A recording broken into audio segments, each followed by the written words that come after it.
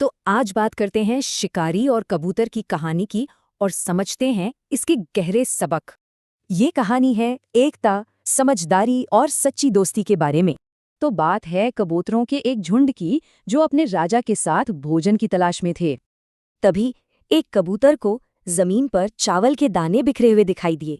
बस फिर क्या था, खाना देखकर सारे कबूतर खुशी खुशी नीचे उतरने लगे। लेकिन जैसे ही उन्होंने दाना चुगना शुरू किया, उन पर एक बड़ा सा जाल आ गिरा। अब तो सारे के सारे कबूतर जाल में फंस गए और बुरी तरह छटपटाने लगे। थोड़ी ही देर में उन्होंने देखा कि शिकारी उनकी तरफ ही आ रहा है। पूरा झुंड डर से कांपने लगा, पर उनका राजा वो बहुत समझदार था। राजा के दिमाग में फौरन एक तरकीब आई और उसने सबको हिम्मत दी। राजा ने सबको एक ही बात याद दिलाई, एकता में ही असली ताकत है। सब कबूतरों ने राजा की बात मानी, जाल को पकड़ा और एक साथ ऊपर उड़ चले। और बेचारा शिकारी बस हैरान होकर उन्हें जाल समेत उड़ता देखता रह गया।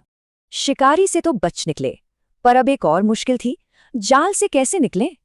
तभी राजा को अपना एक बहुत अच्छा दोस्त याद आया, एक चूहा। तो बस वो सब उड़कर उस पहाड़ पर पहुंच गए जहां वो चूहा रहता था। राजा ने चूहे को अपनी सारी मुसीबत बताई और उससे मदद करने को कहा।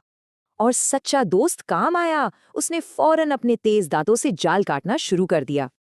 और फिर क्या था, एक एक करके सभी कबूतर जाल से आजाद हो गए। सबने अपने दोस्त चूहे का शुक्रिया अदा किया और खुशी खुशी अपने घर की ओर उड़ चले। तो आखिर इस कहानी से हमें क्या सीख मिलती है? जरा सोचिए, ये छोटी सी कहानी हमें जिंदगी के बारे में और क्या क्या सिखाती है।